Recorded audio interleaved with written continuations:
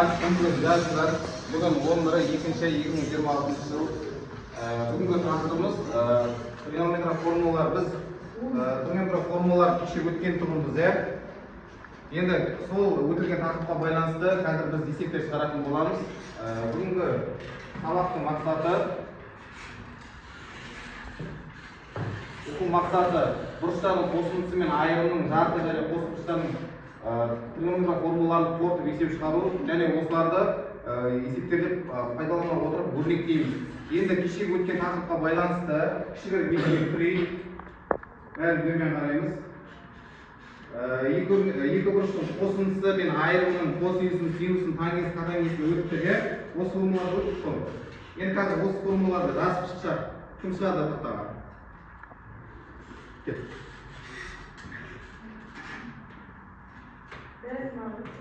Бәрін жазып шығамыз.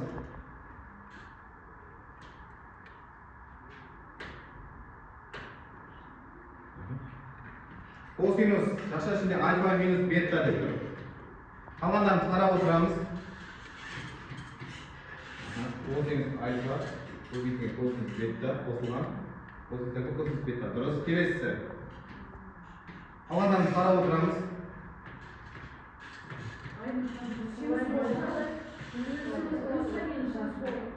Қара жер ма? Синус альфа, синус бета.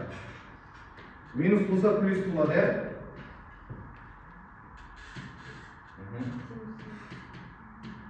Келесі.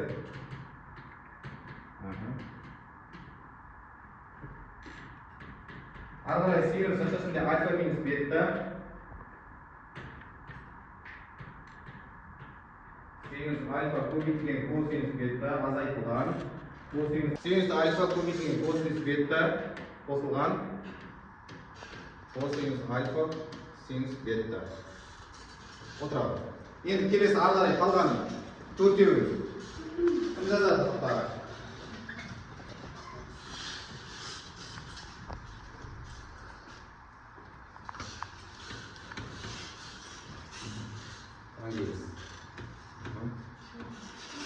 Тангенс альфа қосылған тангенс бета бөлінген не болады бізде? Бір минус болмайды ма бізде асты? Минус тангенс альфа минус тангенс альфа көбейтілген тангенс бета. Келесісі. Ана симай қалды ма? Мына жерге жазасыз. Мына жерде симай қалды. Ана екіншісін тангенс альфа азайтылған бетасын жазады. Теңге жазып кетеді. Енді бұл жерде керісінше таңдаулар өзгереді ғой,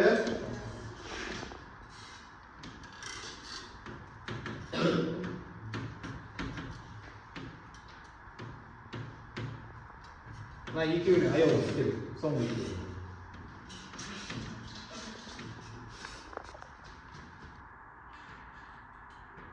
Котангенс альфа көбейтілген котангенс бета қосын минус бір ары қарай котангенс альфа қосылған котангенс бета. Енді ары қарай келесі соңғысын.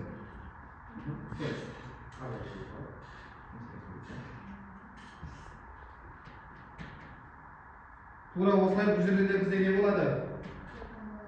Таңбалары өзгеше болады.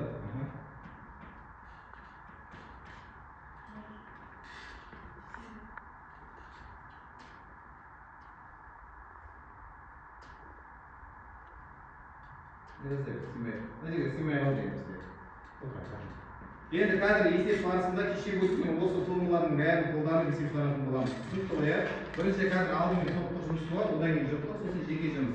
Бірақ жұмыстарды бастамастан бұрын бір не айтайын. Қазір оқушылар тақтаға шыққан кезде мына жерде тарапта қағаздар бар. Біз осының тақырыптың алдында келтіру формуласын өттік қой, осы жерде белгілі бір парақта қалады. Мысалы, синус 90 қосылған альфа болатын болса, 90 градуста өзгереді ме бізде? Өзгереді ғой. Не болып жазылады сонда? Синус 90 қосылған альфа. Косинус альфа болып жатады. Яғни бізде ауысатын болғандықтан тақтаға шыққан оқушы, егер бір оқушының қолында бар сол жауабы, сол оқушымен ауысады. Ал егер бізде қандай графикта ауыспайды бізде 180 360-тарда. Мысалы, парақталған кезде косинус 360 қосылған 2 альфа дейді. Ауыса ма? Ауыспайды. Нәтижесі не болады? Косинус 180 қосылған альфа. Косинус альфа таңбасы не болады бізде? Үшінші ретте 180 қосылған альфа. Минус кос. Бұдан минус косинус альфа. Өзгермегендіктен өзінің тобында қалады. Түсінікті ғой. Қазір есеп барысында солай жұмыс жасайтын боламыз. Енді ары қарай бірінші бізде қазір топтық жұмыс. Қазір қағаздарын береміз. Мына бірінші топ орындайсыңдар. Екінші топ орындаймыз. Мына үшінші топ, енді төртінші топ. Орындайды, екінші топ орындайды, үшінші топ, төртінші топ орындайды. Тездетеміз. Бірінші топ. Тездетеміз. Тақтаға шығып жазамыз енді. Тездетейік. 45 градус. Тездетеміз.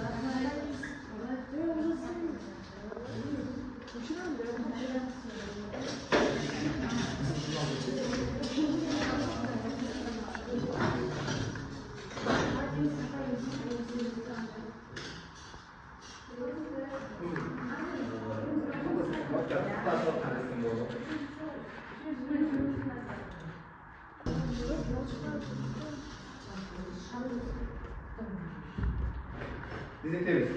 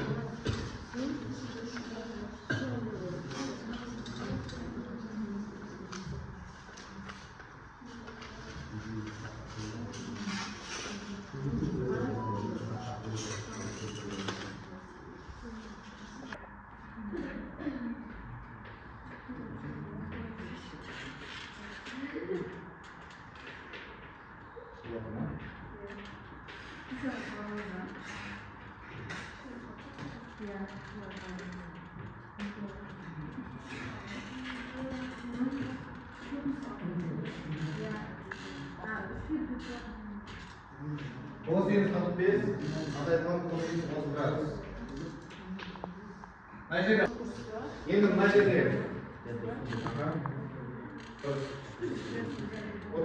kelesi endi qaraymiz, esep tekshiramiz.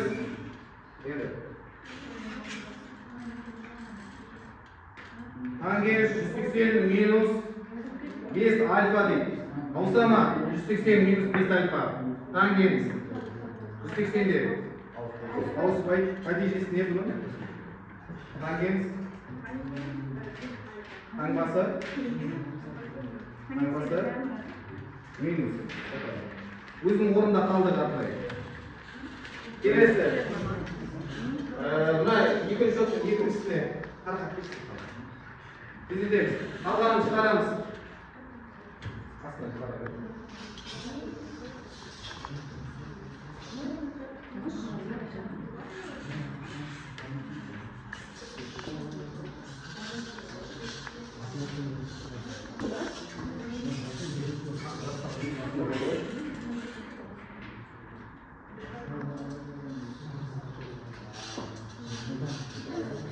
Жақшансыртынан нені шығарып жібереміз? Екеуінен де екіден бір шығарып жібереміз. Соны шығарып жібереміз. Екіден бір жазылмай бар. Косинус альфаға қосылған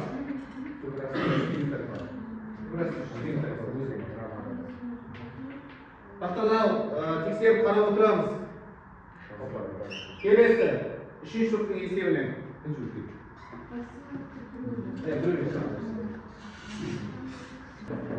Eğer karayımız, şunday, hanginiz 270 koşulan alfa değil, alsa mı 270'te, hangisi ne olsa da, katangeniz alfa, hangisi 4 şeriflerimiz, hangisi minus ya, şunda minus hanginiz alfa, 270, minus hanginiz alfa kimde?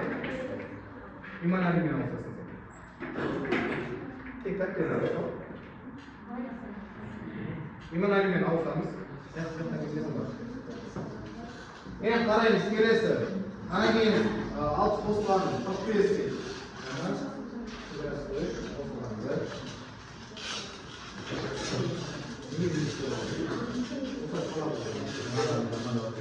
Eğer karayımız, Najder'de biraz da kursakta buladı. Hepsi orada kalkayabilir. Orada. Teresi ara. Üçüncü step, dördüncü step verir.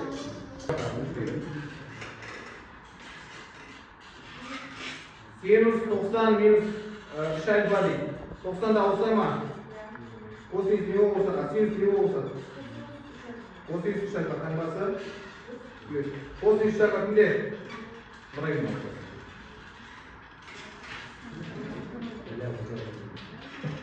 Eğer karayımız, ana kalan isimler, tıkada isimler yazmalarımız değerliyiz. Şimdi bir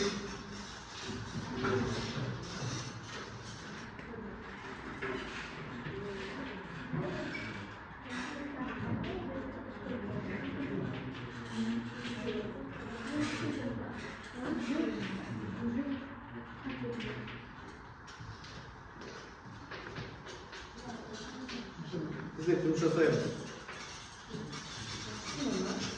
Eğer karayımız, İstek kırız. Alan doktorlar istekle karar oturarız. Karar. Katangeniz 90 minus 2 alfadır. Alsa mı? 90 da. Alsa. Katangeniz ne olsa da hanginiz 2 alfa olur. Şunda hangisi ne? Plus kod. Hanginiz 2 alfa kimde? Güzel, ne diyeyim ha? Onda bizim konuda kalır. Topluğumuz orada, endi қазір жұптық жұмыс жасаймыз. Жұп бол есеп шығарамыз. Тақтаға да есеп шығарған кезде жұп бол жұмыс жасаймыз. Жұптық жұмысқа ұлтта есеп 685 және 689 есеп орындаймыз. Қазір 685-ті бастаймыз. Жұптық жұмыс. Есепте бізде формулаға сәйкес формула ашылып берілген, соны жабып мәндерін анықтап есептейміз. Түсіндір ғой, иә? Тездетеміз, жұп болып жұмыс жасайық. Тездетеміз.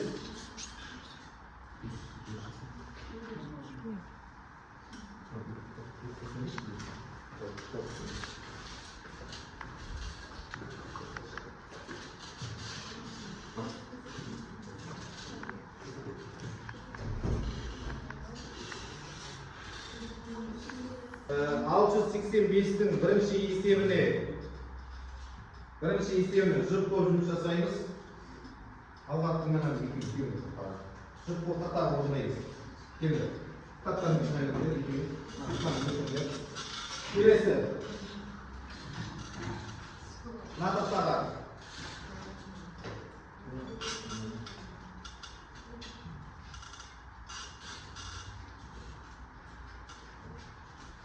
Hatta orlayın, ama ben çok da usul cümleleri var.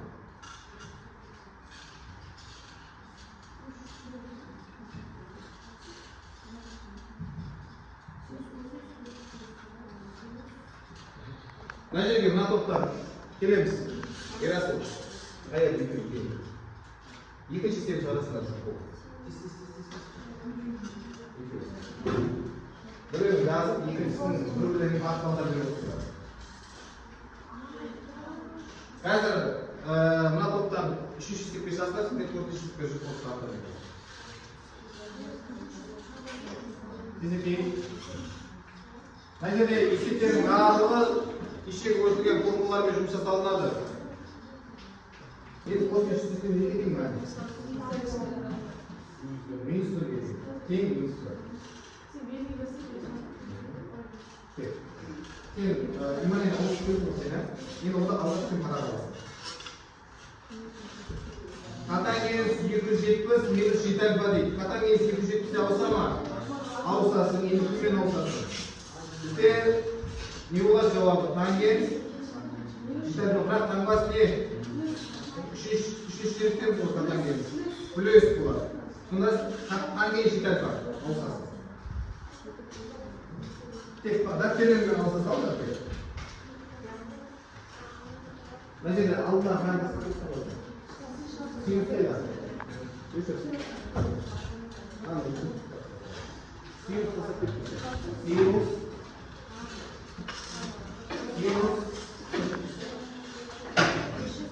Sinüs bir bölge. Altı. Sana buraya. Sinüsün altını ıslat söyleyeyim. Alanların tutuşmuş sayımız. Nasıl tutuşmuş sayımız? Ana tahtada isimler yazın. Tahtada isimler hafta sonunda. Hayır ben жұмыста tek tutmuş çoktan görüyorum. Kalan tutuşmuş sayı. Ben karandaş 4 bin geliş 2 gradus. 4 bin geliş 2 gradus. Жалпы bin geliş 2 gradus. Bin geliş. 614 көбейтсем қанша? 200. Қара, сонда синус 200 вақтың мәні нешеге тең? Минус түбірашқыш бөлген 2. Минус түбірашқыш бөлген 2. Жауабы осы. Сен егесі ауысып келдің ба сен? Осы тоқтасын ба еді? Кел, қайға болды? Қара қаласын.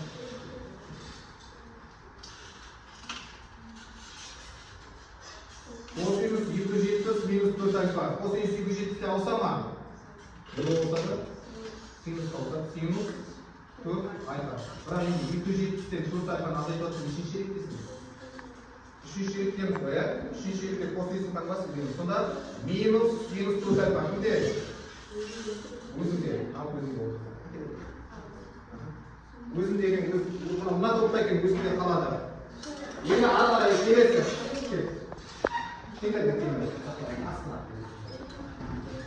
Alt 85'tin 3.4'ü. Жып болып орындаймыз. Тағы шпағын ұлтыратын жұмыс жасайық.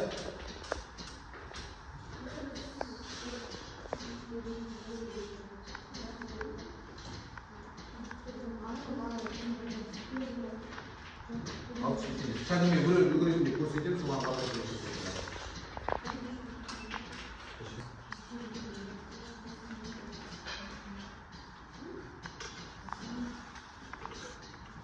Bunu toplayalım.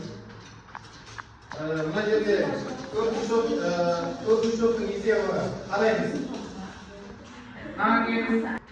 Buna tangens tuttu sırasında da değil.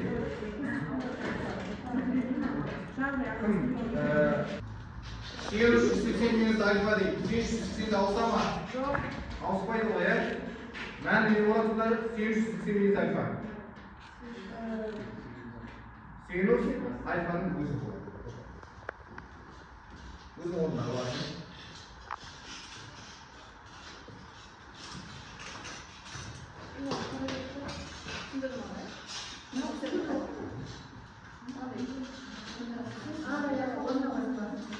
Şimdi alın bölüm geçip alamız. Alma var. O bir alfa olsan beta getir. Şimdi al bölümü sinüs aşağısında alfa olsan beta getir. İki mi? Nah, minus 2 saja, minus lagi itu. Alma cosinus aşağısında alfa minus beta itu. Ada itu orang getirdim. 6 2 var. Farklı imiş terus.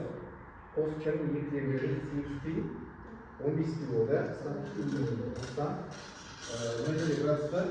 Cosinus altı sinüs var. Sinüs cevap veriyor. O da.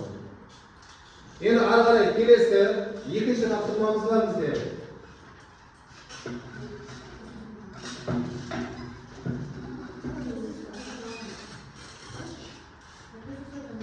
Mana sharqan ismini bari biz qo'yib qo'yib. Ular bo'lsa arqaray tezlikda kelesisiga o'tamiz. 600 689 есеп жұрттық жұмысқа байланысты. Ең бірінші бәрін бірмен қарайық, мен түсіндіріп жіберейін. Есепті үлгі ретінде, сосын ары қарай өздерін шығаратын боласыздар. Бізге мысал ретінде бұлай берсін. Қараймыз. Косинус альфа тең болады 4-тен 1. Бізде 4-тен 1 неше? 3-тен 1 ғой, келген көр.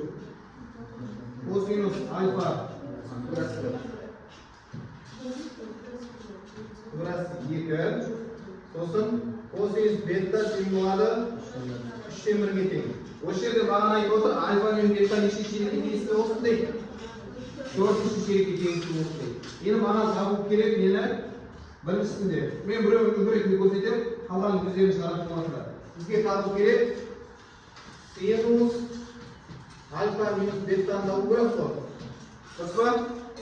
Осыны табуымыз керек. Ол үшін мына формула қалай ашылады еді бізде? Қалай ашылады?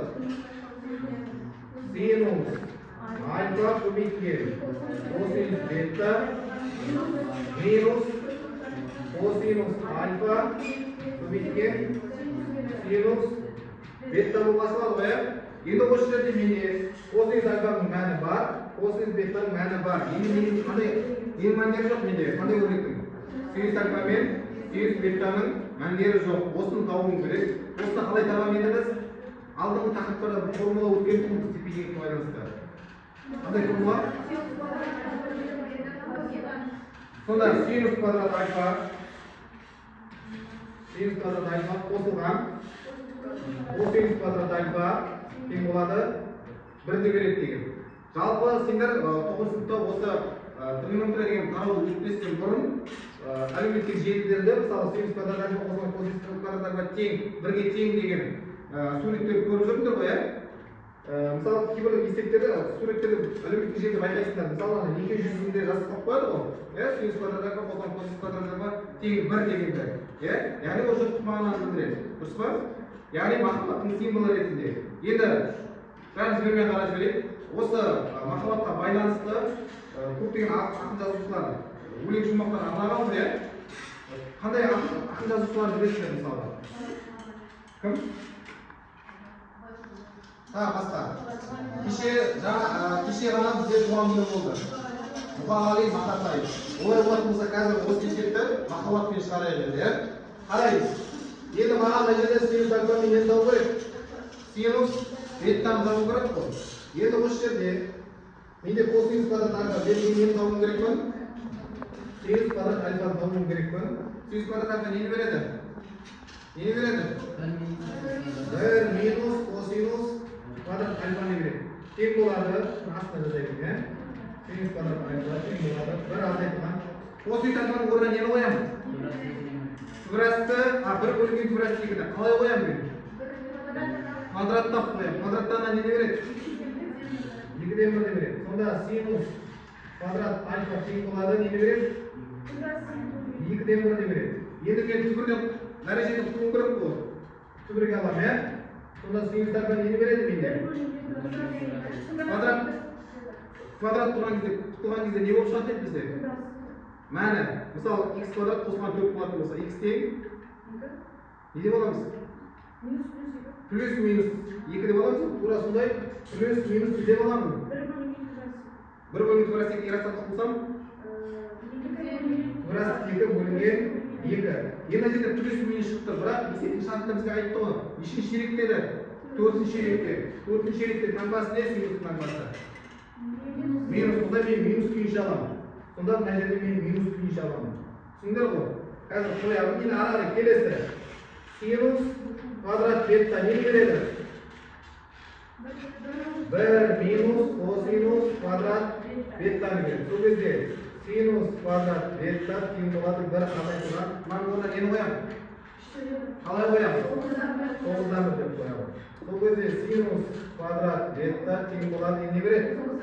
9-дан 8. Сонда синус альфа бета тең болады.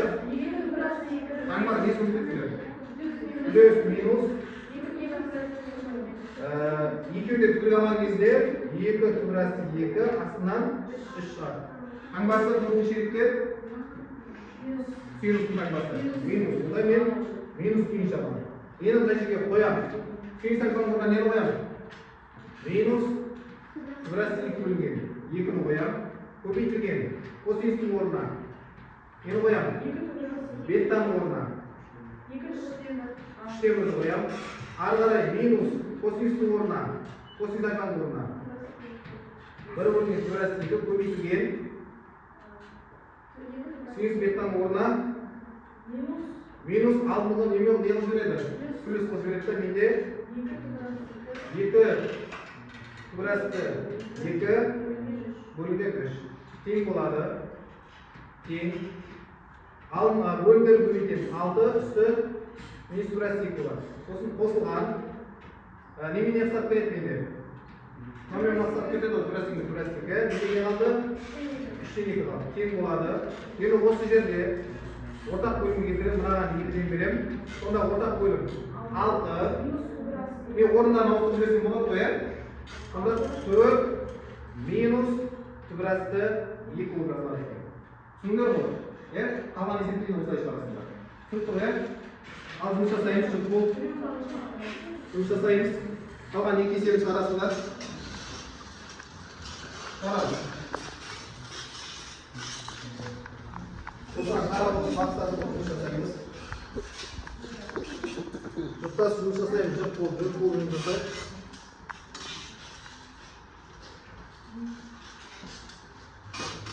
Ана жерде альфа және бета ширеген нүктелерді табу барысында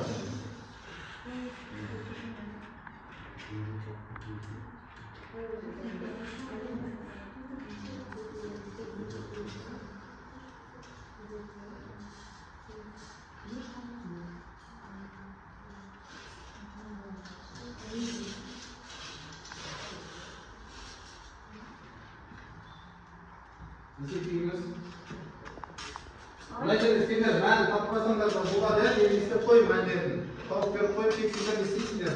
Орындарына қойып шығасыңдар. Түсінікті ғой?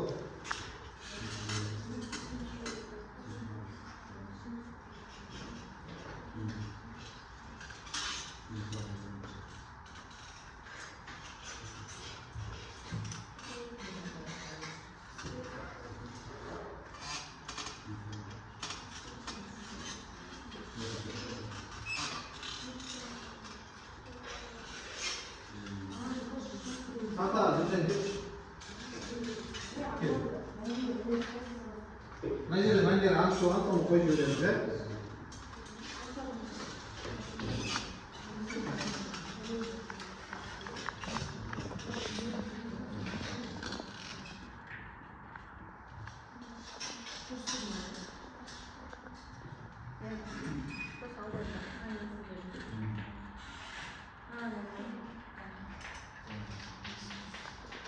Бізге беріп болған бұл мәндерді косинус таңбаның бөлінген тубырасы 2, сосын косинус бета 3-тен беріп болады.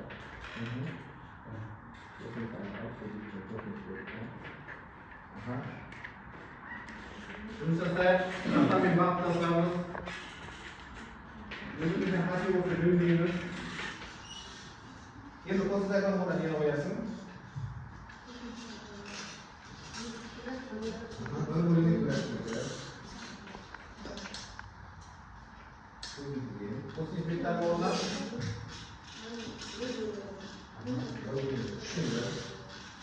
енді синус тайпаның орнына не қоямыз?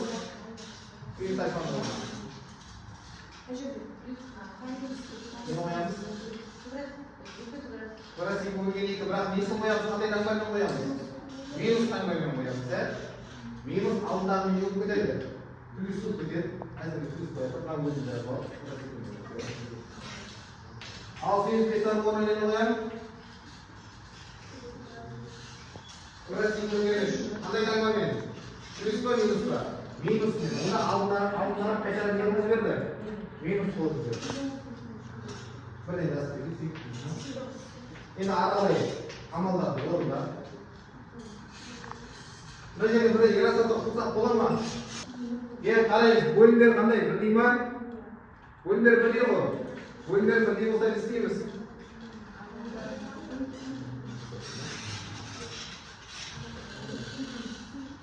Oyunlar birliği olsa azaytamiz. Bo'ldi. O'tiramiz. Endi o'smir jirtoq жұмысымыз аяқталды. Енді o'quvchilar bari bergan qaraymiz. Қазір жеке жұмыс жасаймыз. Жеке жұмыста 10 баллық жүйемен бағалайтын боламын.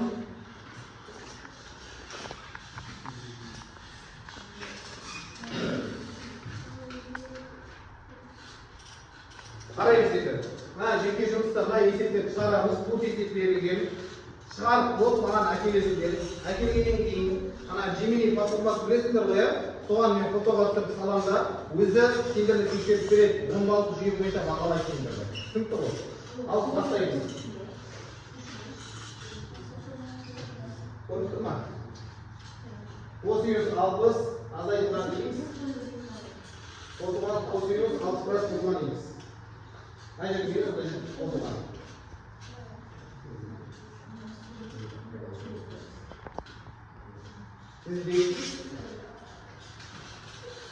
Жеке жұмыс, әрқайсымыз жеке жұмыс жасаймыз. Әкеліп маған көрсетесіңдер, мен Gemini платформасын фотоға салып тексертемін. Өзі 10 баллық жүйемен есептеп қалдырып береді.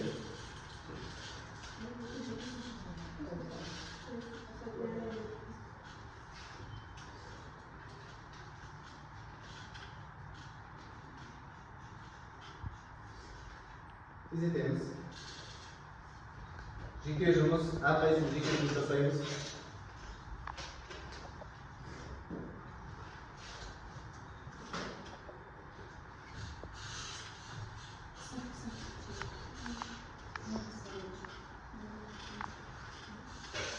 Ана сандарымды дұрыстап салыңдар әріптерінде. Қазір Gemini өзі оқып, 10 баллық жүйемен бағаларын шығарып береді.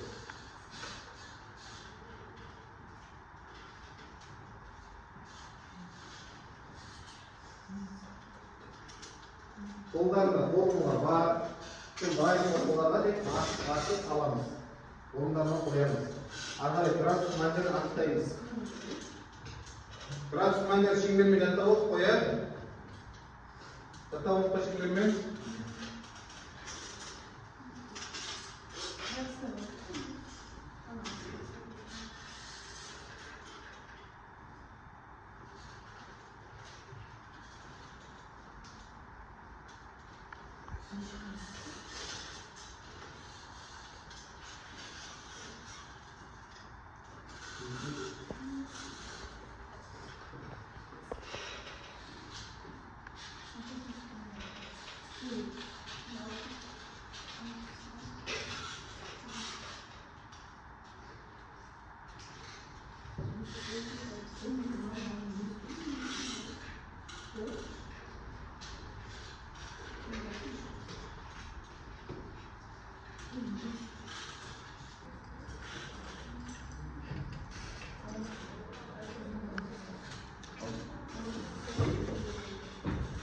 Önce boltты, енді қазір Gemini'ге салып, есебінің дұрыс емесін анықтап, өзі бағалап береді.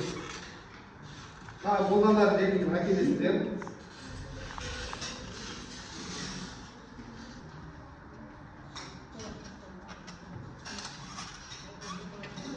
Мына жерде есебі бойынша 10 баллық жүйе бойынша бағалады. Бір есебін қате 10-нан 8. Бір есебін қате болды. Мына жерде жұмыс жасалған. Қалғандарын тағы. Болды ма? Қазір арнайы тексерістен қате кетті. Әкелді.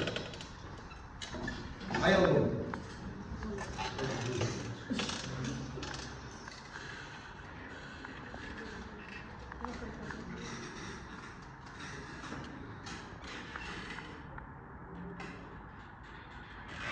Аяулының жұмысы бойынша есептері дұрыс, бірақ мына жерде кішкене жерде қате кетті. Оннан 9 басап қойды. Есептерді солай тексеремін Gemini арқылы. Енді сабағымыз өз мәресіне жетіп қалды. Бүгінгі сабақ түсінікті болды ма? Бүгінгі формулаларды қолдана алдық қой бәріміз. Есептерді пайдалана алдық қой бәріміз. Енді ары қарай осы өтілген тақырыптарды үйде қайтадан қарап, жұмыс жасайсыздар. Және қазір сіздер үйге тапсырма аласыңдар. 684 деп табасыңдар үйге.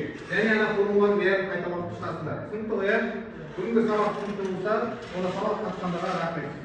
Жақсы сау болыңыздар.